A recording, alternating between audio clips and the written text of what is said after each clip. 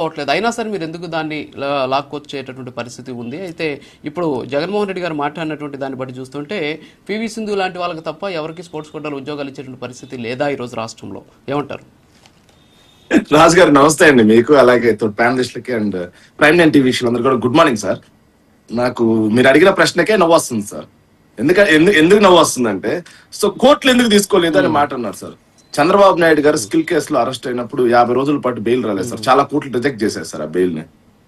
అంత మాత్రాన చంద్రబాబు నాయుడు గారు ఇంకా ఏమి ఆధారం లేక దోషిగా మిగిలిపోయినట్టేనా? సో ఖచ్చితంగా నవీన్ అంశం అడుగుతున్నాం సార్ మేము మొట్టమొదటి నుంచి. వెరీ క్లియర్ గా అడుగుతా ఉన్నాం నవీన్ అంశం. ఎన్ఓసి అని కొద్దిసేపు అంటారు, అసలు ఎన్ఓసి అవసరం లేదు, అతను జస్ట్ ఇన్ఫార్మ్ చేస్తే చాలు ఇన్ రైటింగ్ అని చెప్పి ఉంది. సో అదొకటి.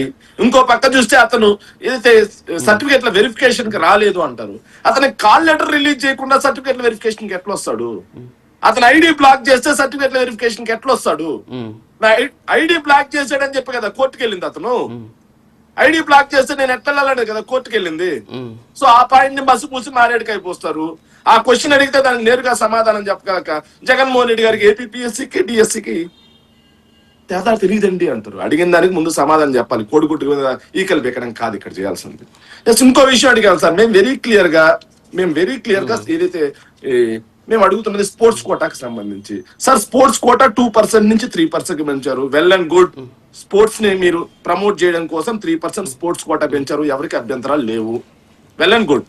కాకపోతే స్పోర్ట్స్ కోటాలో ఎగ్జామ్ రాయకుండా ఇవ్వటం ఏంటి ఎంతమందికి? అది కదా మేము అడుగుతున్నాం. సో ఎగ్జామ్ మినిమం కదా. డిఎస్సి అంటే మామూలుగా ఏదో ఉద్యోగం కాదు కదా సార్. ఇప్పుడు పివి సింధు గారికి గ్రూప్ 1 ఆఫీసర్ ఇచ్చారు సార్. ఆవిడ ఎక్కడ ఉద్యోగం చేయట్లా, గౌరవార్థం ఇచ్చారు. ఎంఎస్ ధోని గారికి ఇండియన్ ఆర్మీ మేజర్ ఇచ్చారు.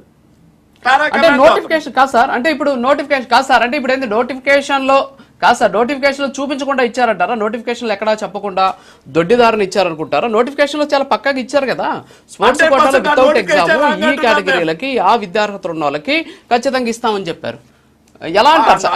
అప్పుడు మీరు నోటిఫికేషన్ మీద వెళ్ళి ఉండాల్సింది. మరి ఎగ్జామ్ అయిపోయి 1 year తర్వాత మీరు ఈ ఇష్యూని లేవనెత్తడం ఎంతవరకు కరెక్ట్ అంటారు? మీకు బాధ కలుగుతుంది సార్. సార్ మీరు ఒక్క నిమిషం మమ్మల్ని మాట్లాడిస్తే బాగుంటుంది సార్. మీరు ప్రతిపక్ష పార్టీ అవతారం వాస్తవాలు మాట్లాడుతున్నాం శేఖర్. మీరు ప్రతిపక్ష పార్టీ అవతారం చూసే వాళ్ళకి చాలా చండాలంగా ఉంటుంది. ప్రతిపక్ష పార్టీ ఎందుకంటే వాస్తవాలు అడుగుతున్నారు. వాస్తవం అడుగుతున్నారండి.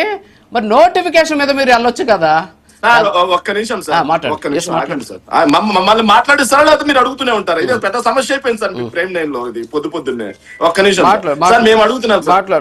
జియో సార్ 2012లో వచ్చినటువంటి జియో స్పోర్ట్స్ జియో ఏదైతే ఉందో ఆ స్పోర్ట్స్ జియో ఖచ్చితంగా రాత పరీక్ష రాయాలి అని ఉంది సార్. ఖచ్చితంగా రాత పరీక్ష రాయాల్సిందే. అలాంటిది డిఎస్సి అనేది పిల్లల భవిష్యత్తుకు సంబంధించినటువంటి అంశం సార్. టీచర్ అనే అతను ఎవరైతే ఉన్నారో వాళ్ళ యొక్క భవిష్యత్తును నిర్ణయించే వ్యక్తి టీచర్. అలాంటి వ్యక్తికి రాత పరీక్ష లేకుండా స్పోర్ట్స్ సర్టిఫికెట్ల ప్రకారం ఎట్లా ఇచ్చేస్తారు సార్? సో మన పిల్లలు చదువుకుంటున్నారని